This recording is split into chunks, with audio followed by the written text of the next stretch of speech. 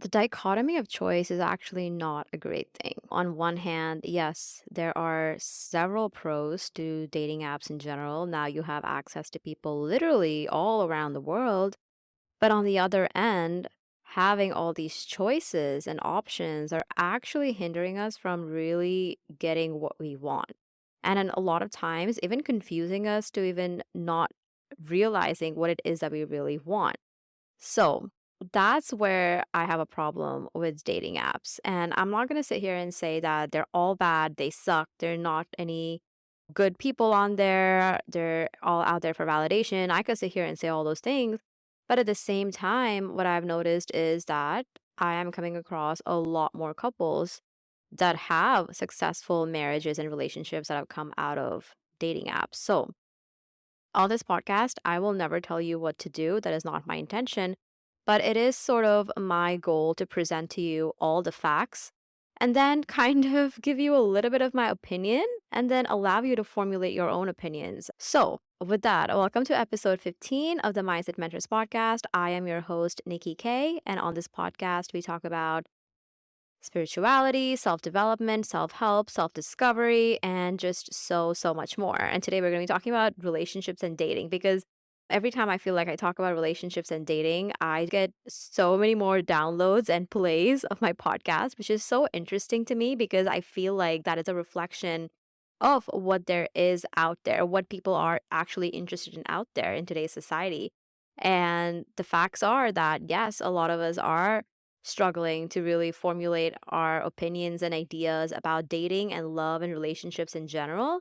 And then also because we are looking to understand ourselves better. And at the end of the day, like all of this stuff comes down to us just trying to understand ourselves better. And so, with that, this is actually a milestone episode. It's episode 15. We've been consistent over the last 15 weeks coming out with new topics. And every time I come out with a new topic, I get a lot of love from all of you on here, which is just so motivating and so inspiring for me to keep going. And that kind of actually inspired this episode as well. So I actually put out a story on my Instagram. My Instagram is at nikki.k. That's niki.kay. And I put out a story asking you guys what you wanted to hear about. And I gave you three different options as I checked last before recording this episode. An overwhelming 55% of you wanted to hear about dating apps. Every time I do talk about relationships and dating and love as well on this podcast, I'm actually very careful not to project my own thoughts onto you, like I was saying. I simply just want to share my experiences personally, but then also my experiences in terms of what I've heard from my friends and people around me, colleagues, and things like that. And I will say that as much as I personally don't have a lot of success with dating apps, I will say that there is a lot of success also out there related to dating apps. We just don't hear a lot of the success stories because for some reason, when it comes to love and relationships, we have always romanticized this idea of meeting somebody in person, like meeting someone, for me, meeting someone like on travel or meeting someone on a flight or a coffee shop or a grocery store. In my mind, that is a more romantic, beautiful, iconic love story. And that's what I think women do. We just fall in love with the story more than falling in love with actual people. And we're more likely to give more attention to somebody that we meet because we think it's going to be a beautiful story rather than like, hey, is this person actually objectively good for me? Is this person actually compatible for me? And I think we as women, we get lost a lot in that kind of dichotomy. But I will say that there is a lot of success and we don't hear the success stories. And I'm hoping that I'm able to kind of refresh your perspective on it because 10 years ago when dating apps first came out, I was actually so like not for it. Okay. One, I was already in like a really long relationship, so it like didn't really like matter to me as much, but I always approach dating apps for a long time from a perspective of like they're just used for hookups. They're not really nothing really meaningful comes out of it. People are on there just trying to get some and all of my thoughts were kind of just very negative towards it. And maybe that was the case. I mean, that was the rep 10 years ago when Tinder came out, I think. that was the rep. And I think the apps have created a very hypersexual, overly sexualized dating space, which is not something that I personally and I'm not judging, right? It's not my place. Do you, whatever floats your boat, but it's just not something that works for me. And it actually isn't something that works for a lot of people in general, but for some reason, because that was the tool that was kind of new to us, we didn't really know how to kind of work with it effectively. And I think as a result, now, 10 years later, 10, 12 years later, we are kind of realizing the effects of that overly sexualized dating marketplace that came out as a result of dating apps. And as much as we say that you can do whatever you want, there are consequences. There are consequences. And if you don't understand the consequences of what happens as a result of your choice, which choice is free will, but we have to understand that every single choice has consequences. And so, I think that's what dating apps have brought us to now, where we're like, wait, I actually don't like to like hook up with random people. I actually don't enjoy it, but I was just kind of doing it because that's what everyone else was doing. And I was just kind of doing it because I was bored. I was doing it because I needed validation. And like we're just realizing and coming into awareness of why we participated in certain things with dating apps. But at the same time, now that we are here, what do we do going forward? Now that we have this awareness, what do we do now? How can we make decisions for ourselves that are more in alignment with what we actually want versus just looking back at the past and blaming dating apps or looking back and being like, oh my God, all these men on these apps suck. You only have control of you. And I always say this like, you only have control of you and your present. Like, yes, you can look back and say, hey, this, like, I wish I didn't do this. I wish I didn't participate in that. But hey, we're here now. And how do we move forward? And let me tell you that dating apps are actually not all bad. There are a lot of people that are actually having very successful relationships, like I said, on dating apps. So we're going to just kind of, in this episode, look at the problems with dating apps, which a lot of them I've already kind of discussed on here. But let's look at the problems more objectively with dating apps and then look at the potential solutions of habits or little things that you can tweak within your dating habits that you can have better outcomes to get what you want. And no one's judging what you want. Okay. So if you want hookups, that's what you want. And you can still have success with the dating app to get that. And if you want a lifetime, life partner, relationship, long term, you can still use the dating apps to get that. So, end of the day, what I'm trying to say is that dating apps are just a tool. Okay. It's one of the tools in your little toolbox of different tools that you can use for dating.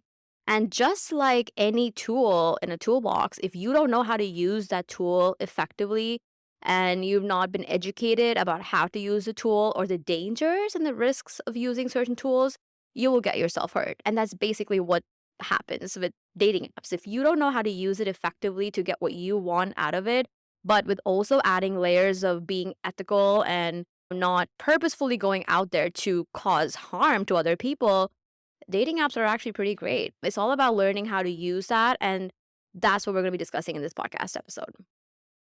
Let's get the frustration and the problems and the cons out of the way first, because I have a feeling that if you are listening to this episode, it is because more likely than not that you actually are having problems with using the dating app. Because I feel like I bet like people who are actually having success with dating apps are not really going to be interested in listening to this podcast as much because they're out there having fun.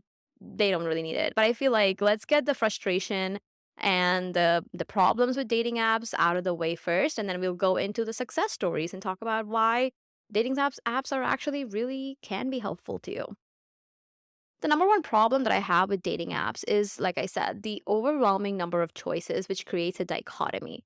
And I feel like this is especially true for women. Okay. I feel like from talking to my girlfriends, then there's an overwhelming number of choices on these apps.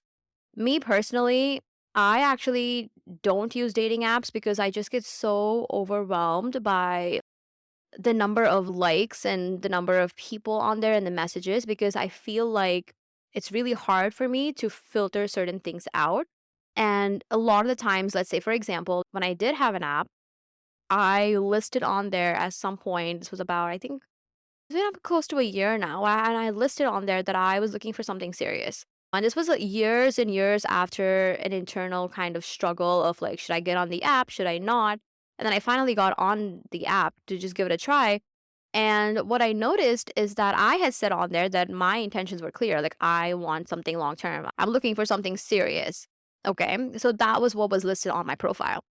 What I would expect is for people who look at my profile and are like, oh, she is looking for something serious. I am not. So I am not going to engage with this person. I'm not going to send them a message. But unfortunately, that's not how these things work, especially for women. I think people don't really even read the things that are on these apps. And although there are filters and things like that that you can use to sort of sort out your likes and whatnot, somewhere in the mix of things, I believe that people just swipe or hit like or whatever on your profile because of your pictures. And that just doesn't sit well with me because one, it's a waste of time to just kind of sort through all these people on the apps who are saying that they want to get to know me, and but what they want, it doesn't match with what I want. And just the overwhelming number of people that you have to manually filter out is, honestly, I don't have the time for it. And honestly, I'm not sitting here trying to brag or anything like that at all, but I'm saying that this is the reality for women in general. I think women are so overwhelmed with people just sending them likes and swipes. And it just in general doesn't have a feel good feeling when you're on the apps. And this leads me to the second point, which is you are fully superficially judged. Like I said, like people I felt like weren't reading what was on my profile, judging me based on my photos. And that just doesn't sit well with me because you are literally reduced to a pixel. It felt like your entire value and your worth is reduced to a pixel. And that just doesn't sit well with me. It's just something that I'm having a hard time dealing with. I'm someone who just kind of feels more of energy. And for me, like having that in person interaction is just so much more important than, I don't know, picking someone based on their photos. And to me, in my mind, that creates a feeling of being out on display in a marketplace. And although, yes, I know people say that, oh, dating is a marketplace, it just doesn't sit well with me. And it doesn't sit well with a lot of people. And that's why these apps are really hard because just as much as you're reduced to a superficial picture of yourself on the app, you are also opening up yourself to the possibility of being scammed. That's my next point. There's a lot of scamming, a lot of dishonesty on these profiles.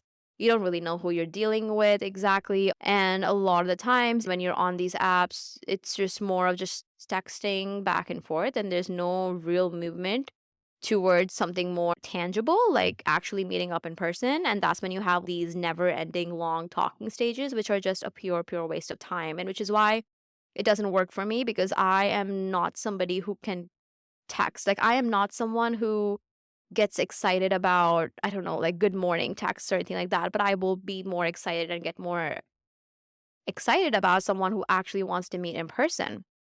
Then comes to the next point of people having this novelty mindset. They think that, let me try it out with this one person. You go on a few dates. Oh, it didn't work out. And just when things get a little bit more challenging and hard, people are more likely to just drop off and say, hey, peace. I feel like I don't deserve this. I don't need this. I don't need this kind of conflict. Let me just go meet the next person. And I feel like social media has also fed us into this loop of always believing that there is that next best thing out there. And so people don't try as hard when they're on these apps, and they don't value the people that they meet on these apps as much because they feel like their next dream girl or dream guy is another swipe away. Is this healthy? I don't think it's healthy. It's very different from actually, let's say you meet someone organically in a grocery store or in person and they ask you for your number or you exchange numbers, social media, whatever. I feel we value those connections a lot more. We value those people a lot more. And there's this natural more inclination towards respecting them a lot more than if you were to meet someone on an app where it's just you are just a commodity on display and I just feel that immediately decreases a person's value and worth in their eyes. Now, that's just me. You may agree, may disagree, but I'm just telling you that's how I feel. And in general, all of these apps have also allowed us to become a lot lazier. I feel before the apps, I want to say maybe 2011, 2012, that time frame before the apps were really big. More people were likely to meet up in person. More people were setting people up on blind dates and setting people up with their friends. More people were walking up to you, coming up to you, and being more interactive, getting to know you. And that whole phase of the chase and the hunt and the whole back and forth tension is just so gone these days because you're on the app and you both know what you're looking for, and that excitement is kind of taken out the window.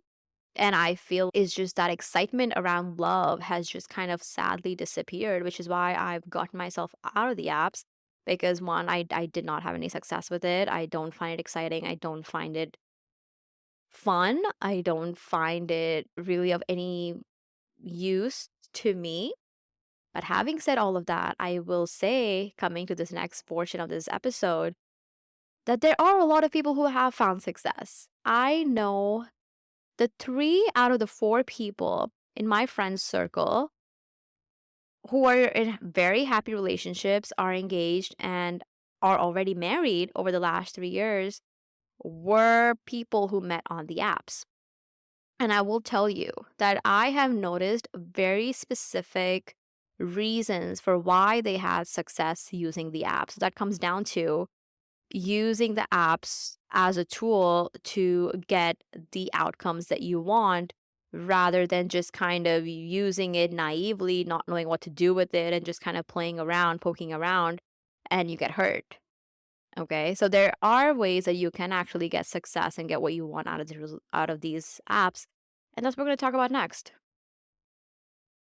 Number one, you should know what you want. You should know down to the T of what you want. Very, very specific things. If you want to be married within the next year, make it clear. Make it clear on the apps. If you want someone who has a specific kind of job, who has a specific kind of lifestyle, make it clear that that's what you want. Make it clear for yourself first. I mean, know for yourself what you actually want, and then make it clear on these apps of what you want and stand on business. Please. I feel we do this whole thing where we're like, I'm not gonna really tell this person what I want. I'm just gonna play around. Secretly, I know that I want a full relationship. Secretly, I want to get married within a year, but I'm not gonna tell that person that because I don't want to scare them away. No. The success that I have seen with dating apps through my friends is that you have to be clear. If you want to be married, if you don't want to be married, also make it clear. Just don't be out there saying things you don't mean and playing and feeding into things that you don't really want to call into your life because you're not only wasting their time, you're wasting your own damn time. Okay? So that's number one. Know what you want and then stand on business. And also, I will say that let's say that you have made it clear on the app that you want to get married within a year. Okay. And then let's say that you meet somebody on the app and you're really attracted to them. They're really attractive. They have everything else, but let's say they're saying, "Oh, I don't want to get married. I don't know if I'll ever get married." Please, I don't care how much you like this person or how attractive they are or how, oh my goodness, or how great you think you could have your relationship with them would be. If that is not something you want, please walk away and you will find somebody else. Okay, I promise you, I'm telling you this from success stories that I have witnessed.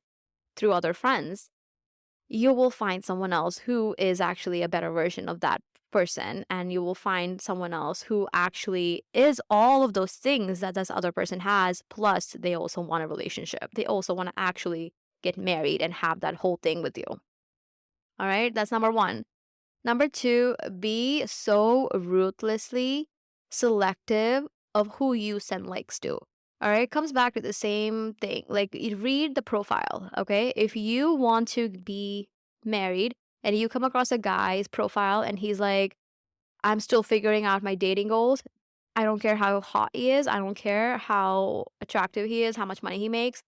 Do not engage with that person. Do not. Focus on what it is that you want and go towards what it is that you want. And that's how I always bring spirituality into this as well. Like, if you I feel like a lot of us secretly deep down know what it is that we want, but we focus a lot more from running away from the things that we don't want rather than running towards the things that we do want. One way of this is don't send a like or swipe right on somebody who's clearly telling you on their profile that they're still figuring it out. Because what's the point? You're not going to be able to change anyone. That I will tell you from experience. You cannot change anybody. As much as I feel like us women think that we can change people, I'm sorry. It's just going to be a lot of wasted time trying to change somebody. And down the road, you're just going to waste all these years and just be disappointed and nothing to show for. And let's say that even if you do successfully change someone, maintaining that change persona of this person is going to be a lot harder. I say you'll probably have more success with fully accepting someone for who they are. Like, if you have decided that you want to be with somebody, I feel like you will have a lot more success with accepting that person exactly as the way that they are and then build a life together rather than trying to change someone. I know I'm digressing a little bit, but be so selective with who you choose to send likes to, regardless if you're a man or a woman. I think this applies to both. Be so ruthless and specific. And number three, all of this kind of is just so connected. Be intentional from the beginning. Say what you want and be unapologetic about it. It's just like what I was saying at number one. It's not just about knowing what you want, but it's also about being just so unapologetic. Who cares what someone else thinks, okay? Who cares? Let's say like you meet someone and you really like them, they have a great job, whatever. You telling them that you want something serious is you putting yourself first. You telling them that, hey, I am looking to get married, for example, within the next year, whatever. I'm just using that as an example. I'm not talking for myself, guys. But I'm just saying, if that is something that you want, and let's say that you say that so unapologetically to that person, and they come back with, I'm not really sure, like I feel like I need some more time. I just want to like get to know you and all these things. And you also notice that their words don't match their actions, and you have this gut feeling of they're just playing around and they're not really serious. Please leave, okay? Please. Because, like I said, there's no time. Like, if you want something to happen, if you want a specific outcome, you have to go towards it.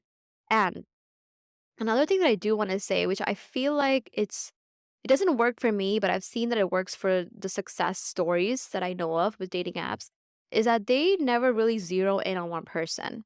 Is it normal in my psychology to be able to do that for myself? It's hard. I mean, I don't really enjoy dating in general because of that, especially in this modern society where you just assume that everyone's dating 5, 10 other people. Again, which goes down to the whole dichotomy of choices and like that discussion. I will say that I feel like with the success stories that I do know of through the apps, you just have to be a little flexible.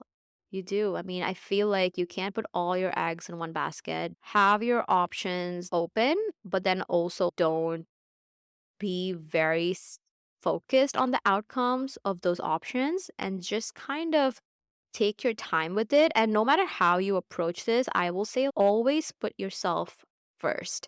Always put your wants, your needs, your likes, your dislikes in the center of all of this.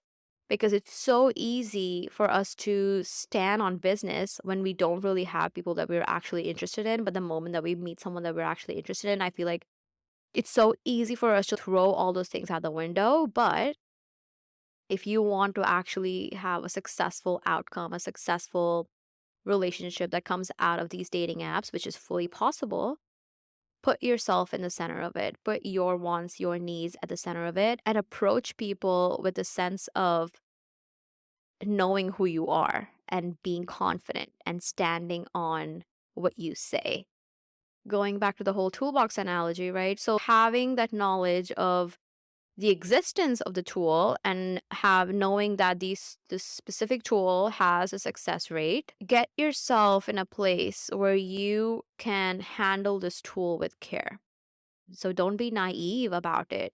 Know that if you are putting yourself out there on a dating app, know the risks, know the consequences of your actions, know that no one's out there to come and save you. It's on you to put your safety first, which is a whole other topic.